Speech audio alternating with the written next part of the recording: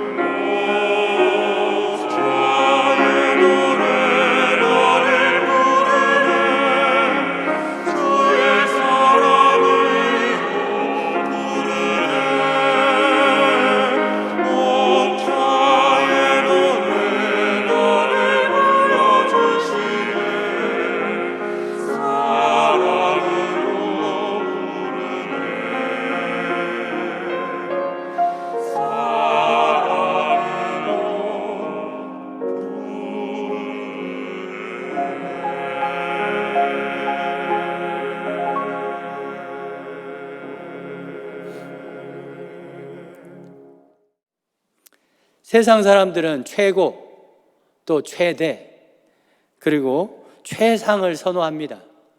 그리고 그 사람에게만 박수를 주고 또 그 사람만 주목을 합니다. 또 그 사람의 존재 가치는 어디에 쓰든지 다 부각이 됩니다. 그래서 우리 모두도 누구든지 나도 그렇게 되기를 원하고 내 자녀도 최상, 최고, 최대가 되기를 원하는 것이죠. 하지만 최고의 자리는, 최상의 자리는 지극히 소수에게만 허락됩니다. 모든 사람이 그렇게 될 수는 없는 것이죠. 그렇기 때문에 그 이외의 나머지 대부분의 사람들은 날마다 실패를 경험해야 되고 또 울어야 되고 절망할 수밖에 없는 것이죠. 세상은 어쩔 수 없습니다. 세상은 그런 시스템이 작동할 수밖에 없는 거죠. 근데 한때는 이런 시스템이 잘못되었다. 모두 다 평등하게 똑같이 잘 살기를 원하는 그러한 이상주의 국가를 만들기 위해서 한 사상이 나오죠. 공산주의 사상. 이렇게 하면은 모든 누구든지 일을 해도 똑같이 능력이 있는 자나 없는 자는 똑같이 하나씩 나눠주는 세상이 정말 이상적인 유토피아다라고 하는 그런 어떤 추구, 생각이나 어떤 방향은 굉장히 좋은 것이었죠. 그렇게 했습니다. 그런데 결과가 어떻습니까? 실패죠. 왜냐하면 아무래도 경쟁이 없으니까 열심히 할 이유가 없는 겁니다.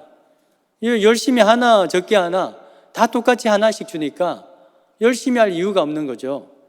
그래서 사람들은 결과적으로 처음에는 막 좋았는데 시간이 갈수록 게으르고 나태해지고 나만 일하면 어때? 그런 생각이 드는 거죠. 그래서 공산주의 대부분의 나라가 가난하지 않습니까? 다 같이 똑같이 나눠주니까 일할 필요가 없는 거죠.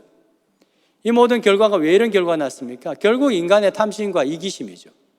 인간의 탐심과 이기심이 지배하는 이 세상에서는 어쩔 수 없이 좋은 결과가 나타나기 위해서는 자유로운 그런 경쟁하는 그 시스템이 또 작동해야만 되는 것이죠. 어쩔 수 없습니다.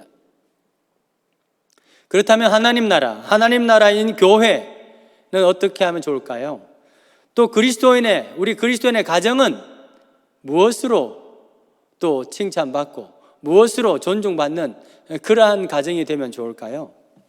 우리도 세상과 똑같이 1등만 추구하고 또 최고, 최상, 최대를 추구해야 될까요? 교회 안에서도 세상에서 1등인 사람이, 말하자면 세상에서 1등인 사람이 대접받고 세상에서 꼴찌인 사람은 존재감도 없고 그렇게 소외당하고 무시당하는 그런 곳이 되면 좋냐 이 말이죠. 그리스도인의 가정에도 자녀가 1등 받으면 잘했다 그러고 점수 좀 내려가 2등, 3등 되면은 이런 천덕꾸리 되고 그렇게 되면 좋겠냐 이 말이죠.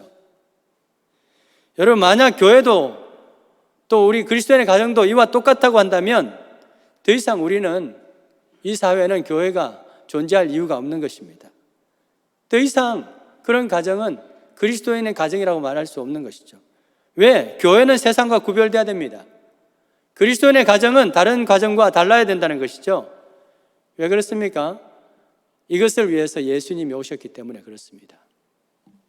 하나님이 세상을 이처럼 사랑하사 독생자를 주셨는데 그 독생자는 세상에서 1등하는 사람만을 위해서 주신 것이 아닙니다. 1등이든 꼴등이든 상관없이 모든 사람을 구원하시기 위해서 하나님은 당신의 아들 예수 그리스도를 주신 것이죠.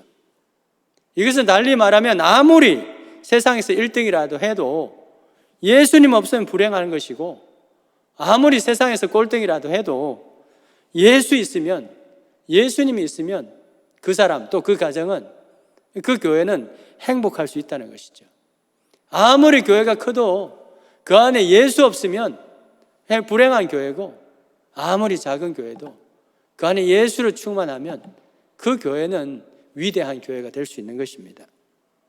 바로 이러한 의지, 하나님의 의지를 나타내는 것이 바로 지난 주일에 우리가 함께 살펴본 이새의 줄기에서 한 싹이 나겠다라고 하는 그 예언이죠. 줄기, 거루터기 아닙니까? 하나님은 이 쓸모없는 거루터기에서 피어난 한 연한 싹과 같은 그런 가정에서 메시아가 탄생할 것이다 라고 하면서 그 메시아를 탄생시킴으로써 이 세상에 있는 최고, 최상, 최대가 아닌 그 외에 수많은 사람들, 또한 그보다 더 낮은 그 수많은 루저들에게 위로와 희망과 소망을 주시는 것이죠. 오늘 이 미가 선지자의 예언도 지난주에 살펴본 이 이사야의 예언과 같은 맥락에서 이해될 수 있습니다. 왜 그렇습니까? 이사야와 이 미가는 동시대에 살았던 예언자입니다. 그렇기 때문에 오실 메시아에 대한 그 예언도 같은 내용일 수밖에 없는 것이죠. 본문 말씀 다시 한번 보십시다. 미가서 2장 5절. 베들레헴 에브라다야, 너는 유다 족속 중에서 작을지라도 이스라엘을 다스리는 자가 내게서 나와가지고 내게로 올 것이다 라고 했습니다. 베들레헴 작을지라도 실제로 크지 않습니다. 예루살렘과 이 헤브론에 비해서 크지 않습니다. 사실 이 베들레헴은 예루살렘과 그 헤브론 사이에 딱 끼어 있어요. 지도를 보시면 그런데요, 예루살렘이 위에 있죠, 헤브론이 밑에 있죠, 그 사이에 빨간색 있죠, 베들레헴 딱 끼어 있습니다. 그렇기 때문에 이 두 도시 때문에요, 베들레헴이 상대적으로 굉장히 피해를 많이 입었어요. 베들레헴이 어떤 도시입니까? 다윗 가문의 고향입니다. 다윗 왕, 위대한 왕의 그 고향인 거예요. 그래서 헤브론과 예루살렘과 별로 멀지 않은 곳에 있습니다. 그렇기 때문에 베들레헴은 충분히 정치적으로나 종교적으로 또 주목받을 수 있는 중요한 곳이 될 수 있었습니다. 그런데 종교적으로 헤브론에 좀 밀려요. 헤브론에. 왜 그렇습니까? 헤브론에는 뭐가 있습니까? 아브라함, 이삭, 야곱 또 부부의 그 묘가 거기에 있습니다. 그래서 종교적으로는 굉장히 성지에 해당되는 것이 바로 헤브론이죠. 그래서 다윗도 사울을 피해서 망명을 다니면서 사울 이후에 왕이 되죠. 왕이 될 때 처음에는 헤브론에서 7년 반 동안 왕이 되지 않습니까? 그게 유다 지파거든요. 유다 지파. 거기서 왕이 먼저 됩니다. 자, 헤브론은 뭐 좀 그렇다 치더라도 이 베들레헴이 예루살렘에게까지 정치와 종교적으로 이렇게 우선권이 밀리는 것은 상당히 부당하고 또 억울한 측면이 있습니다. 왜 그러냐면 이 예루살렘은요, 원래 유다 지파 소속도 아닙니다. 여호수아서에 보면 가나안 점령을 하고 나서 땅을 분배를 하는데 이 예루살렘은, 지도를 다시 보실까요? 예루살렘은 보면은 이 베냐민 지파의 최남단, 이 베냐민 지파와 유다 지파 경계선에 있습니다. 근데 원래 소속은 예루살렘이 베냐민 지파의 제일 맨 밑에 있습니다. 그렇기 때문에 유다 지파가 아닌 거예요. 자, 다윗이 왕이 되었죠? 왕이 되었으면 당연히 자기 고향이면서 유다 지파인 헤브론이라든지 아니면 또 뭐 베들레헴이라든지, 그래도 고향이니까 베들레헴을 수도로 정하는 것이 굉장히 자연스럽고 다윗도 그런 마음이 있지 않았을까요? 그런데 왜 다윗은 베들레헴이 아니라 또 헤브론도 아니고 이 예루살렘을 선택을 해서 그곳에다가 수도로 정하게 되었을까요? 이것은 예루살렘도 물론 종교적 의미가 있습니다. 그것은 왜냐하면 다윗은 이제 유다 지파의 한 왕, 소속의 한 왕일 뿐만 아니라 나머지 모든 11지파, 그 에브라임이 이제 다 나머지 지파의 여호수아이지 않습니까? 에브라임이 나머지 지파의 어떤 중심이거든요. 에브라임을 필두로 하는 나머지 모든 지파를 통합하는 이스라엘 전체의 왕이 되기 위해서는요, 자기 지파, 베들레헴, 고향, 헤브론이 아닌, 그렇다고 해서 에브라임 지파의 아주 수도에 해당되는 세겜이라든지 베델이라든지 그런 정치적 그런 어떤 종교적 의미가 있는 그것도 아닌 제3의 장소, 통합적인 어떤 왕이 되기 위해서는요, 제3의 장소가 필요했던 거죠. 그런데 그 제3의 장소에서 가장 적합한 곳이 어디냐? 바로 베들레헴이었어요. 베들레헴이 아니라 예루살렘이었어요. 왜? 예루살렘은 베냐민 지파에 속해 있었습니다. 그리고 아까 지도에서 보셨지만은 이 베냐민 지파는 에브라임 지파와 유다 지파 그 사이에 딱 끼어 있어요. 그래서 두 양대 그 최강한 두 지파 사이에서 완충 역할을 하는 곳이 바로 베냐민 지파죠. 더구나 이 다윗 시대 때까지만 해도 이 예루살렘 성은요, 베냐민 지파가 워낙 연약한 성이라 가지고 예루살렘 성은 이 점령도 못했어요. 이 여호수아가 이제 와서 이렇게 가나안 땅을 점령을 할 때 예루살렘 성만 점령이 안 됐어요. 누가? 거기에 여부스 족속이 거하고 있었기 때문에. 그리고 더욱이 지리적으로도 예루살렘 성이 점령하기 좀 힘든 그런 상황이죠. 그래서 다윗은 어차피 베냐민 지파 땅이지만 주인 없는 땅, 그래서 다윗이 군사를 이끌고 요압 장군을 이끌고 그 여부스 성을 점령을 합니다. 싸워서 이겨내죠. 바로 그곳에다가 다윗성을 건축하죠. 이후에 이 예루살렘은 이제 유다 지파로 이렇게 예속이 되어버립니다. 자, 다윗이 정치적 어떤 상황을 고려한 거예요. 유다 지파도 아니고 에브라임도 아니고 그 제3의 장소. 왜? 그래야지 전체를 통합할 수 있는 왕이 될 수 있기 때문에. 그래서 베들레헴을 포기하고 어디에요? 예루살렘, 바로 옆에 있는 예루살렘을 선택하게 된 것입니다. 이처럼 베들레헴은요, 예루살렘과 헤브론 사이에 딱 끼어가지고 이래저래 손해만 봤어요. 손해만. 베들레헴이 그렇다고 뭐 자격이 전혀 안 됩니까? 아니에요. 베들레헴도 종교적인 의미가 있는 것이에요. 왜? 야곱의 아내 그 라헬의 무덤이 그곳에 있습니다. 종교적 의미도 있어요. 야곱이 뭡니까? 이스라엘이잖아요. 이스라엘의 부인 그 라헬의 그 어떤 그 아내 라헬의 무덤이 있는 곳입니다. 게다가 무엇보다도 다윗의 고향 아닙니까? 다윗의 고향. 그래서 그렇다고 뭐 다윗이 고향 떠났다고 고향을 뭐 이렇게 홀대했습니까? 아니에요. 늘 다윗은 베들레헴을 그리워했어요. 그래서 블레셋과 전투를 하는데 이렇게 목이 마르니까 베들레헴 그 성문 곁에서 먹던 그 우물에, 성문 입구에 있는 그 우물에서 먹던 그 시원한 물이 먹고 싶다. 물 한 잔 마시고 싶다. 그 시원한 냉수. 여러분, 그 성경에 예수님께서 소자에게 냉수 하나를 대접하는 것이 나에게 하는 것이다라고 하죠. 여러분, 그거 냉수요, 아무나 마시는 거 아니에요. 그 냉수 하나 주는 게 그냥 허접한 거 주는 걸 의미하는 게 아닙니다. 정말 허접하고 말하자면 존재감 없는 사람에게 그런 사람을 정말 왕처럼 대우하는, 존재감 있게 대우하는, 그게 바로 주님을 위하여 대우한다는 거예요. 사소한 게 아니에요. 바로 베들레헴 옆에 그런 우물이 있었던 것입니다.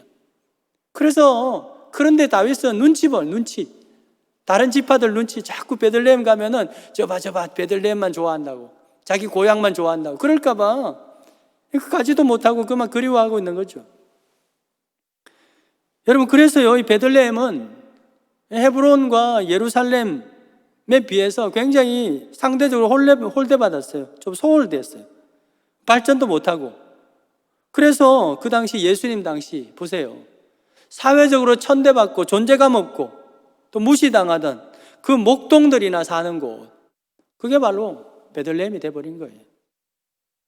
그래서 베들레헴 사람들은 스스로 우린 작다, 동네가 작아서기보다는 마음적으로 우리는 피해자다, 우리는 루저다, 이런 피해의식에 빠져 있었던 것이죠. 하나님은 이런 베들레헴을 향해서 뭐라고 말합니까? 너는 결코 작지 아니하다 라고 오늘 말씀하고 있는 것입니다.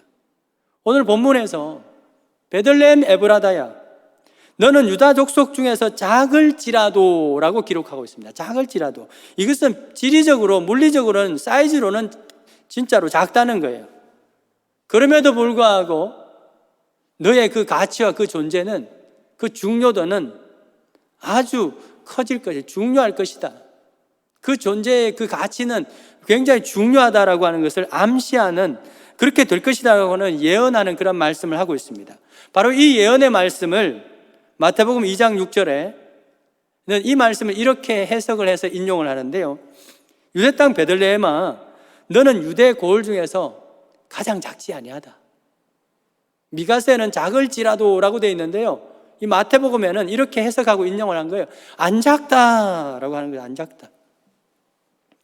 여기 작다에 해당되는 히브리어 짜이르, 우리 한번 따라해 볼까요? 우리 다 같이 짜이르. 짜이르라고 하는 것은요, 실제로 작다는 의미도 있고 중요하지 않다, 의미가 없다, 미천하다, 그런 의미가 있고, 쉬운 말로 존재감이 없다는 거예요. 어디 갔는데 코사지도 안 꼽아주고 왔는지 모르는지 사람들 별로 신경 쓰지 않는 그런 존재, 그걸 짜이르라고 하는 거예요. 짜이르. 짜이르, 존재감이 없다는 것입니다. 세상은 어떤 사람에게 주목합니까? 최고, 최대, 최상의 성과를 가지고 있는 그런 사람들을 눈여겨보고 그런 사람들의 존재를 더욱더 가치 있다고 여기죠. 그런데 그 사람들의 눈에는 이 베들레헴 존재감이 없다는 거예요. 그런데 하나님의 눈에, 오늘 이 말씀을 보면 하나님의 눈에는 이 짜이르, 하나님의 눈에는 오히려 이 짜이르가 더 존재감이 부각되고 있는 것을 보게 됩니다. 성경 전체가 그래요. 하나님은 이 짜이르와 같은 사람들을 더 주목하십니다. 더 많이 관심을 가지고 그분들에게 먼저 찾아가시는 분이 하나님이죠. 왜 그렇습니까? 그게 바로 하나님의 소망이기 때문에. 이사야서 60장 22절에 이런 말씀이 있죠. 작은 자가 천명을 이루고 그 약한 자가 강국을 이루기를, 바로 그때가 올 거다. 하나님의 소망은 바로 그것인 거예요. 여기서 작은 자가 바로 짜이르지. 짜이르. 하나님의 소망은 이 짜이르들이 천명을 이루고 그 연약한 자가 강국을 이루는 것을 보고 싶은 거예요. 그러니까 하나님은 어디 짜이르 없나 늘 그분을 주목하게 있는 거죠. 여러분, 오늘 이 말씀은 이런 식으로 저런 식으로 사람들에게 밀려나서 스스로 나는 작은 자인가, 나는 루저인가, 나는 짜이르인가 이해하는 자괴감에 빠져서 고개를 떨구고 있는 여러분의 자녀들과 여러분들에게 향한 주님의 위로와 격려와 용기의 음성이 될 수 있기를 주여 축원드립니다. 문제는 내가 크냐 작으냐, 세상의 눈으로 크냐 작으냐, 최상이냐 최저냐가 아니라 내 안에 누가 계시냐, 주님이 계시느냐, 내 안에 주님이 계시느냐 안 계시느냐가 문제이지 크냐 작으냐의 문제가 아니다 라고 말씀하시는 겁니다. 우리 안에 예수님만 계시면, 우리 안에 그 주님만 계시면 우리는 짜이르가 아니라는 것이죠. 성경은 대부분 그런 이야기입니다. 한 사람만 소개하죠. 기드온, 사사 기드온 딱 나오잖아요. 여호와의 사자가 가서 찾아갑니다. 뭐라고 말합니까? 큰 용사요, 기보르 하가돌. 어휴, 큰 용사. 그랬더니 기드온이 뭐라고 말해요? 이렇게 말하죠. 주여, 내가 무슨 큰 용사입니까? 내가 어떻게 이스라엘을 구원하겠습니까? 보소서, 나의 집은 므낫세 중에서도 극히 약하고 또 그 중에서 나는 내 아버지 중에서도 가장 작은 자, 짜이르, 가장 작은 짜이르입니다 라고 이야기하고 있어요. 성경에 짜이르라고 되어 있어요. 그래서 여호와께서 뭐라고 말씀하시죠? 16절에 이렇게 말해요. 내가 반드시 너와 함께하리라. 내가 반드시 너와 함께하리라. 그러면 네가 미디안 사람을 치기를, 수많은 미디안 군대가 왔는데 마치 한 사람 치는 것처럼 다 넉넉히 감당할 수 있다라고 말씀하십니다. 여호와가 함께 하시면 할 수 있다는 겁니다. 네가 실제로 크냐 작으냐, 존재감이 사람들에게 있느냐 없느냐. 기드온 정말 존재감 없는 사람이죠. 미디안이 쳐들어왔는데 포도원 중간에서 막 밀이나 빻고 있는 그런 쫀챙이. 사람들의 눈에는 작아 보이다 할지라도 그건 하나님의 눈에는 중요하지 않다는 거예요. 내가 너와 함께하면 충분히 할 수 있다는 것입니다.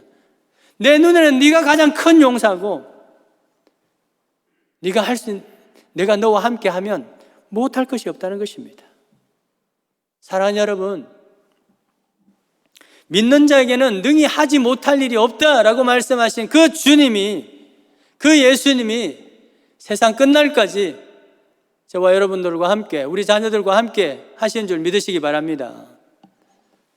여러분, 그 믿음이 있기 때문에 그 주님만 함께 하시면 우리의 존재 가치는 그 주님이 함께 하시기 때문에 우리의 존재는 짜이르가 아니에요. 가장 소중하고 가치 있는 존재인 것이죠. 미국의 플러신학교에 이완 피트와슨이라고 하는 교수님이 있습니다. 그 교수님이 원래 스코틀랜드 출신인데요, 미국의 필러 신학교 아주 큰 유명한 신학교죠. 그 신학교에 이제 교수로 초빙이 된 거예요. 그래서 이제 스코틀랜드의 모든 그를 이사를 해야 되니까 다 가져올 수 없으니까 집에 어떤 물건들을 이제 정리를 하고 소중한 것만 가지고 가는 거예요. 근데 그분에게 아주 예쁜 딸이 한 명 있었습니다. 로즈마리. 이 향기도 얼마나 좋습니까? 로즈마리 티. 맛있죠? 아주 향기가 좋죠? 로즈마리가 있었는데 그 로즈마리에게도 너 있는 거 다 가져갈 수 없으니까 가장 소중한 것만 챙겨라 했더니 이 아이가 챙긴 게 뭔지 아세요? 지가 그렇게 늘 가지고 다니던 인형, 다른 것도 많은데 비싼 것도 많고 뭐 새 것도 많은데 이 아이는 이걸 가지고 가는 겁니다. 그래서 뭐 어쩔 수 없죠. 가져가죠. 그런데 이걸 공항에서 잊어버린 거예요. 애가 왔다 갔다 하다가 잃어버린 거예요. 애가 난리 난 거예요. 어린아이가 찾아내라고, 이거 없으면 못 간다고, 안 간다고 막. 그래서 엄마 아빠가 뭐 교수님 부부가 막 찾았어요. 근데 힘든 거죠. 비행기는 떠나야 되고 그런 상황이었습니다. 그래서 막 달려도 안 되는 거, 안 간다고. 우리 딸애들이 한번 또 땡깡 부리면 또 이게 안 되거든요. 이게 또 안 간다고, 그거 없이는 못 간다고.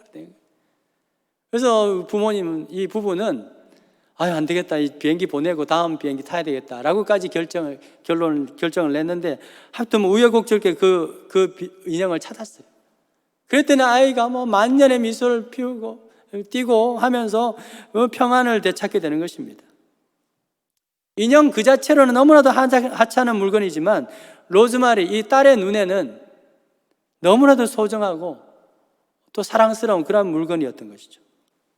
바로 이 사건을 경험하게 되면서 이안 피터 왓슨 교수는 하나님의 은혜에 대해서 깨닫게 되었대요. 이 세상 사람들은 누구에다가 가치를 줍니까? 멋진 슈퍼모델, 뛰어난 실력을 가진 운동선수, 그리고 명석한 과학자, 뛰어난 예술작품 같은 것들은요, 왜? 그 자체가 가지는 가치가 있잖아요. 그 자체가 가지는 능력과 그 가치가 있기 때문에, 그것이 탁월하기 때문에 사랑을 받습니다. 그런데 어떤 경우는요, 그럴 만한 가치가 없어도 그만큼 탁월하지 않고 그런 가치가 없지만 누군가로부터 사랑받기 때문에, 누군가에게는 소중하기 때문에 그 가치가, 그 존재감이 아주 부각되고 뛰어난 것들이 있다라고 하는 것을 깨닫게 되는 거죠. 낡은 봉제 인형, 우리의 눈에는, 어른의 눈에는 별로 가치가 없는 그런 물건입니다. 그렇지만 그 어린 소녀에게 사랑받고 있기 때문에, 그 어린 소녀에게 사랑받고 있기 때문에 그 물건은 아주 가치 있는 것이 되는 것이죠. 자비의 집이라고 하는 베이트 헤세드, 베데스다가 있죠. 그 연못은, 그곳은 이름과 달리 자비의 집, 이름 자비의 집인데 전혀가 자비가 없는, 1등에게만 자비가 베풀어지는 바로 그곳이죠. 그 베데스다 연못에는 물이 동할 때 한 명만, 제일 먼저 들어가는 사람이 나음을 잇는 그런 전설이 있는 곳입니다. 그래서 그곳은 자비는 전혀 없고 경쟁과 치열한 어떤 경쟁과 싸움과 눈치, 이것만 있는 것이에요. 자비의 집이 아니라 자비가 필요한 집이라고 해야지 맞을 것 같습니다. 그게 이 세상의 단면을 보여주는 한 어떤 장소라고 볼 수 있죠. 근데 바로 그곳에 38년 동안 루저로 살아온 한 사람이 있습니다. 1등만 대접받는 이 세상에서 38년 동안 실패만 거듭하고 경쟁에서 밀리고, 이리 밀리고 저리 밀리고, 그래서 더 이상 이제는 아무도 도와주지 않고 아무도 거들떠보지 않고 존재감이 전혀 없는, 누가 있는 중 없는 중 존재감이 전혀 없는 한 사람이 있었죠. 바로 그 사람을, 아무도 쳐다보지 않는 그 사람, 누가 봅니까? 예수님이 보시죠. 자이르 중에서도 자이르, 바로 그 사람을 예수님께서 눈여겨보시고, 예수님의 눈에는 그가 제일 존재감이 부각되는 겁니다. 왜? 예수님이 그를 사랑하시니까, 사랑하기 때문에. 그리고 찾아오십니다. 그리고 예수님은 그에게 이렇게 말하죠. 혼자서는 절대로 할 수 없는 일을 하라고, 해보라고 주문하시죠. 뭐라고요? 내 자리를 들고 걸어가라. 이 38년 동안 누워있던 사람이 어떻게 걸어가겠습니까? 그런데요, 주님이 함께 하시면 못할 일 없는 줄 믿으시기 바랍니다. 주님이 함께 하시면 하는 거예요. 여러분, 주님은 우리의 타고난 가치와 이 능력에 상관없이 저와 여러분, 우리의 자녀들 모두 사랑하는 줄 믿으십니까? 사랑만, 우리 중에는 정말 이 사랑받을 만한 그런 가치가 있기 때문에 사랑받는 분들도 있습니다. 그러나 비록 다윗처럼, 기드온처럼, 이 38년 된 이 병자처럼 존재감도 없고 그루트기에 나는 연한 싹 같고 정말 쫀찬이 같은 그런 사람도 이 짜이르라고 하더라도 뭐요? 우리가 왜 가치가 있습니까? 우리는 하나님의 사랑을 받고 있기 때문에. 할렐루야. 우리는 하나님의 사랑을 받고 있기 때문에 그 모든 만유의 주인 되시고 창조주 되신 그 하나님의 사랑을 독차지하고 있기 때문에. 왜요? 독생자 예수 그리스도 그분의 사랑받고 있기 때문에 우리는 가치 있는 존재가 되는 것입니다. 세상 사람들의 눈에야 뭐 상관없어요. 근데 하나님은 우리를 사랑하기 때문에. 여러분의 집이 베들레헴처럼 볼품없고 작고 뭐 볼품 없다 할지라도 여러분의 가정에 누가 계시죠? 만왕의 왕 예수 그리스도, 그 주님이 여러분의 가정의 주인이시기 때문에 우리의 가정은 이 펜트하우스보다 훨씬 아름다운, 훨씬 행복한 그런 가정인 줄 믿습니다. 왜? 하나님의 사랑을 받기 때문에 그런 것이죠. 바울을 보십시오. 수많은 환난과 공고와 박해와 기근과 또 적신과 위험과 칼을 만났습니다. 그럼에도 불구하고 그가 흔들리지 않았던 유일한 이유가 뭔지 아세요? 로마서 8장 37절에 있죠. 이 모든 일에 뭐요? 우리를 사랑하시는 이 때문에, 나를 사랑하시는 그 주님 때문에 우리가 넉넉히 이길 수 있었다라고 말씀하죠. 왜? 사람들이 나를 다 배척하고 거절해도 상관없다는 거예요. 누구만 주님이 나를 사랑하기 때문에. 나는 그 주님으로부터 받는 존재이기 때문에 나는 가치가 있다는 것입니다. 38절 보세요. 그래서 내가 확신하노니 사망이나 생명이나 천사나 권세자들이나 현재일이나 장래일이나 능력이나 높음이나 깊음이나 이게 뭐예요? 모든 피조 세계의 어떤 시스템이죠. 높든지 낮든지 뭐 높은 사람 있고 낮은 사람 있고 뭐 그런 거잖아요. 죽을 지경이 있고 뭐 살 지경이 있고 그렇잖아요. 그런 것이잖아요. 그럼 어떤 피조물이라도 우리는 왜요? 나는 그리스도 예수 주 안에서 하나님의 사랑을 입고 있기 때문에 그 믿음 끊을 수 없다는 거예요. 다시 일어날 수 있다는 거예요. 다시 사명의 길을 갈 수 있고 다시 용기 있게 나갈 수 있다는 것입니다. 사랑하는 여러분, 이 피조 세계의 높고 낮음이 우리를 흔들 수 없는 이유가 무엇입니까? 그것은 하나님이 우리를 사랑하시기 때문에, 하나님 우리를 사랑하시기 때문에 믿습니다. 그렇기 때문에 여러분들은 소중한 사람이에요. 그렇기 때문에 여러분들은 존귀한 사람인 줄 믿습니다. 여러분, 당신은 가치 있는 사람입니다. 우리 옆에 분 인사하십시다. 당신은 가장 가치 있는 사람입니다. 당신은 가장 가치 있는 사람입니다. 왜 그래요? 나와 같이 있기 때문에, 주님과 같이 하기 때문에 그런 줄 믿습니다. 우리 함께 찬양하면서 서로를 격려하고 축복하고 기도했으면 좋겠습니다.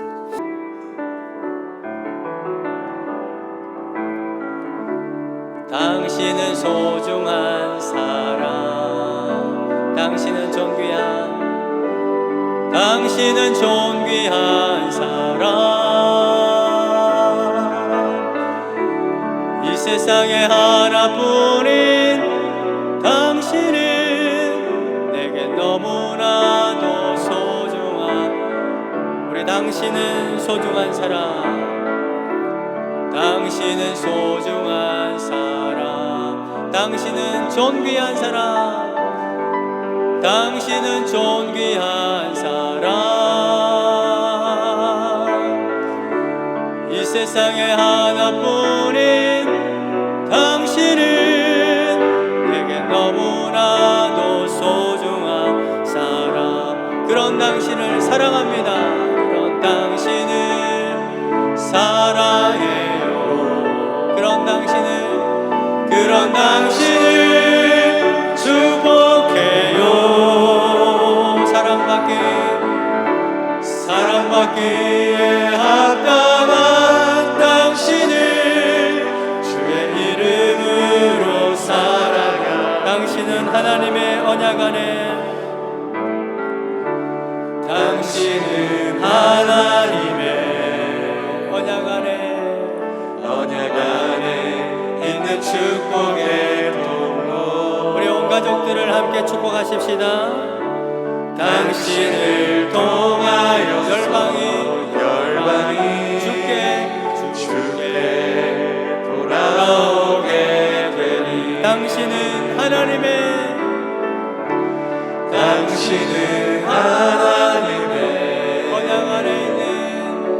언약 안에 있는 축복의 통로. 당신을 통하여서 열방이 주께 예배하게. 그런 당신을 사랑해요. 그런 당신을 사랑해요. 그런 당신을 축복해요. 그런 당신을 축복해요.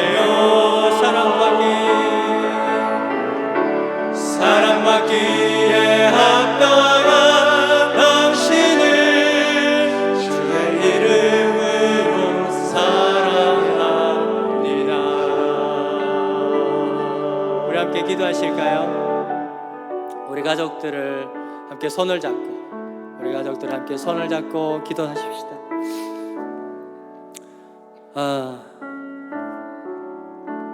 하나님의 사랑을 받기 때문에 이 사람이 가장 존귀합니다. 하나님과 함께 하기 때문에, 또 나와 같이 있기 때문에 이분이 가장 가치 있는 사람입니다. 우리 서로 축복하면서 마음껏 축복의 또 말만, 또 축복의 기도만 함께 하기를 바랍니다. 또 우리 교회를 위해서 기도하십시다. 크냐 작으냐의 문제가 아니라 이곳에 주님이 충만하기를, 주님이 다스리는 곳이기 때문에 우리 교회는 가치 있는 교회가 되는 줄 믿습니다. 하나님 아버지, 우리 가운데 여러 가지 세상적 기준으로 이리 밀리고 저리 밀려서 스스로 작아져 있고 스스로 루저가 아닌가, 스스로 나는 짜이르가 아닌가 라고 하는 그러한 낙심에 있는 분들이 있다면 이 시간에 예수 그리스도, 천지의 주제이시며 또 만왕의 왕 되시는 그 하나님 되시는 그 예수 그리스도가 그 마음 가운데 임재하여 주시고, 무엇보다도 하나님의 가장 주목받는 존재인 것을 다시 한번 깨달음으로 세임 얻게 해주시고, 그 무너졌던 그 마음들이 다시 회복되게 하여 주시옵소서. 하나님, 무엇보다도 우리의 가정이 상대적으로도 너무나도 작고 연약하여서 부모를 원망하고 또 배우자를 원망했던 그런 마음이 있다면, 하나님, 물리적으로 크냐 작으냐의 문제가 아니라 이곳에 이 가정에 주님이 임하실 때 주님이 이 가정의 주인이 되셨으므로 우리 가정은 가장 존귀한 가정이며 가장 아름다운 가정인 것을 다시 한번 깨닫게 해주시고, 주님만 있으면 됩니다. 주님만 우리 아이의 인생 가운데 임하면 됩니다 라고 고백하는 우리 모두가 되기를 소망하며 주님 앞에 귀한 예물 올려드립니다. 이 예물이 쓰이는 곳마다 낮아지고 또 약해져 있는 영혼들을 다시 일으키는 데 사용되게 해주시고, 하나님의 그 위로와 그 능력의 통로가 되게 해주시기를 원하고, 하나님 모든 교회들이 또 새롭게 되는데 또 새 힘을 얻는데 사용되는 그러한 위로의 또 은혜의 통로로 되게 해주시고 이것을 드리는 모든 손길들 위해 하나님께서부터 부어주시고 채워주시는 공급하시는 그 은혜가 있기를 소망하며 예수 그리스도의 이름으로 기도드립니다. 아멘.